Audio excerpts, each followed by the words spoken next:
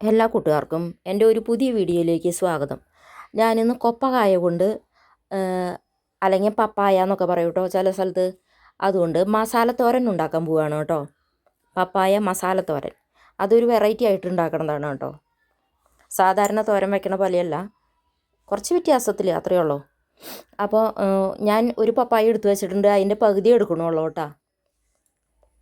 അപ്പോൾ അതൊന്ന് തൊലിയൊക്കെ ചെത്തി കളഞ്ഞിട്ട് നമുക്ക് കൊണ്ടുവരാം. അതിൻ്റെ പകുതി എടുത്തിട്ടുണ്ട് കേട്ടോ. ഇനി നമുക്കിതൊന്ന് ഗ്രേറ്റ് ചെയ്തെടുക്കണം കേട്ടോ.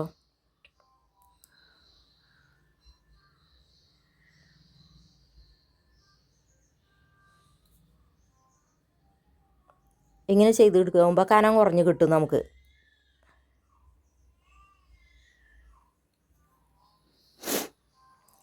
അപ്പോൾ ഇത് മുഴുവൻ ഇങ്ങനെ ഗ്രേറ്റ് ചെയ്തെടുക്കണം കേട്ടോ.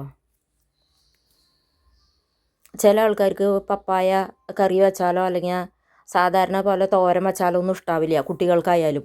അപ്പോൾ എന്ത് സാധനം കിട്ടിയാലും ഇഷ്ടമില്ലാത്ത സാധനങ്ങൾ ആണെങ്കിൽ നമ്മൾ വെറൈറ്റി ആയിട്ട് എന്തെങ്കിലുമൊക്കെ ചെയ്തു നോക്കുക. അപ്പോൾ ടേസ്റ്റിന് വ്യത്യാസം വരുമ്പോൾ എല്ലാവർക്കും ഇഷ്ടമാവും. അപ്പോൾ അത് മുഴുവൻ ഇതേപോലെ ഗ്രേറ്റ് ചെയ്ത് എടുത്തിട്ടുണ്ട് കേട്ടോ. ഇനി ഇതിലേക്ക് ഒരു മസാല പുരട്ടി വയ്ക്കണം കേട്ടോ. അതിന് ആവശ്യമുള്ള സാധനങ്ങൾ 1/2 ടീസ്പൂണ് ഗരം മസാലപ്പൊടിയും 1 ടീസ്പൂണ് മുളക് പൊടി, 1/2 ടീസ്പൂണ് മഞ്ഞൾപ്പൊടി, ആവശ്യത്തിന് ഉപ്പ്. ഇത്രയും സാധനങ്ങളാണ് കേട്ടോ. ഇതിൽ കൂടുതൽ ചേർത്തേണ്ടത് ഈ ഗരം മസാലപ്പൊടിയാണ് കേട്ടോ. അതൊക്കെ അതിൽ ഇട്ട് കൊടുത്തിട്ട് കുറച്ച് വെള്ളം ഒഴിച്ച് കൊടുത്തിട്ട് നമുക്കൊന്ന് പുരട്ടി വയ്ക്കണം ആദ്യം.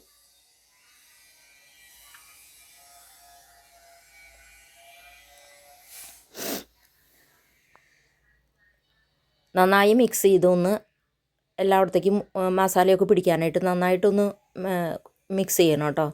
എന്നിട്ട് ഒരു അരമണിക്കൂർ നേരം അവിടെ വയ്ക്കണം കേട്ടോ. എന്നിട്ടേ തോരൻ ഉണ്ടാക്കാൻ പാടുള്ളൂ കേട്ടോ. എന്നാലേ അതുമ്മേ മസാലയൊക്കെ പിടിക്കുള്ളൂ നന്നായിട്ട്. ഒരു അരമണിക്കൂറെങ്കിലും ഇരിക്കണം.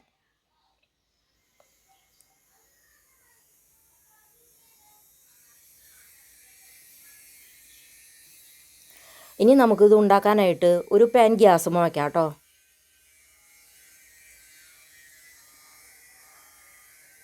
പാത്രം ചൂടായി വരുമ്പോൾ നമുക്ക് ആവശ്യത്തിന് വെളിച്ചെണ്ണ ഒഴിച്ച് കൊടുക്കാം.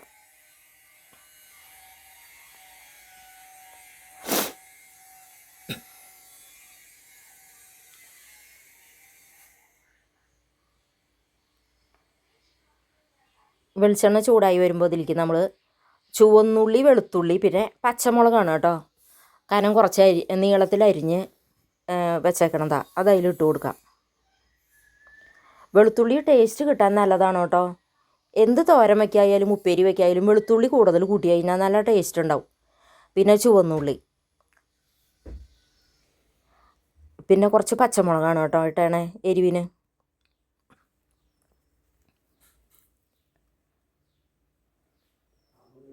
അതൊന്നും നന്നായിട്ട് മൂത്ത് വരണ വരെ ഒന്ന് ഇളക്കണം കേട്ടോ, ബ്രൗൺ നിറായി വരണ വരെ. പിന്നെ ഇതിലേക്ക് കുറച്ച് തേങ്ങ ചിരകിയത് ഇടണം കേട്ടോ. തേങ്ങ ചിരകിയത് ഇട്ടു, അതിൻ്റെ വീഡിയോ മിസ്സായി പോയിട്ടോ, അതുകൊണ്ടാണ്. പിന്നെ 2 തണ്ട് കറിവേപ്പിലയും.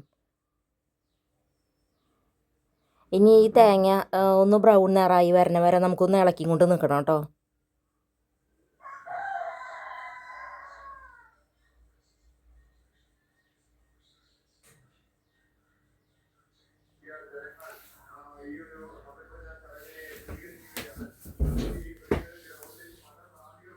അത് കഴിഞ്ഞാൽ അത് ബ്രൗൺ നിറായി വന്നു കഴിഞ്ഞാൽ നമുക്ക് ഈ മസാല പുരട്ടി വെച്ചേണ പപ്പായ അതിലേക്ക് ഇട്ട് കൊടുക്കാം കേട്ടോ.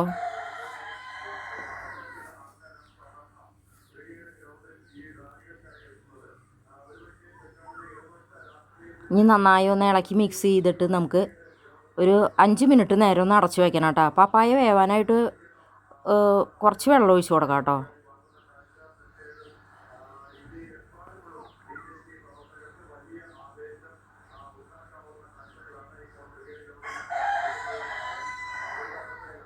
അധികം വേണ്ട, കുറച്ച് വെള്ളം ഒഴിച്ച് കൊടുത്താൽ മതി കേട്ടോ.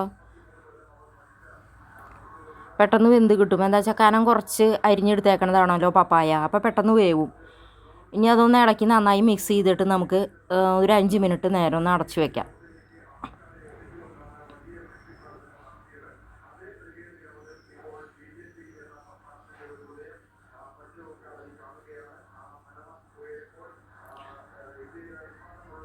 5 മിനിറ്റ് കഴിഞ്ഞിട്ട് ഇനി ഒന്നും തുറന്നു നോക്കാം കേട്ടോ. അപ്പോൾ നന്നായി വെള്ളമൊക്കെ വറ്റി വെന്തിട്ടുണ്ട് കേട്ടോ. പപ്പായ നന്നായി വെന്തിട്ടുണ്ട്.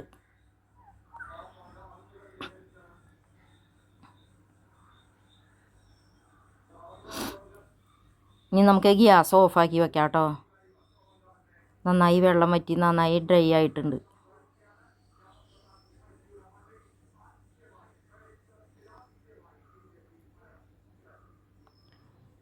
അപ്പോൾ ഇത് പപ്പായ ഇഷ്ടമില്ലാത്തവരൊക്കെ ഇതേപോലെ ഒന്ന് ഉണ്ടാക്കി നോക്കിക്കോളൂ കേട്ടോ. കറി വെച്ചാലോ തോരൻ വെച്ചാലോ ഒന്നും ഇഷ്ടമില്ലാത്ത ആൾക്കാർ ഇങ്ങനെയൊന്നും ഉണ്ടാക്കി നോക്കിക്കോളൂ.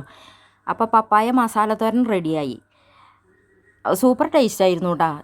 ചോറിന് കൂട്ടി കഴിക്കാൻ ഈ ഒരു കറി മാത്രം മതി, വേറെ കറികളൊന്നും ആവശ്യമില്ല. അത്രയ്ക്കും ടേസ്റ്റ് ഉണ്ടായിരുന്നു കേട്ടോ. അപ്പോൾ നിങ്ങളെല്ലാവരും ഇതുപോലെ ഒന്ന് ഉണ്ടാക്കി നോക്കിയിട്ട് നിങ്ങളുടെ അഭിപ്രായം പറയണേ.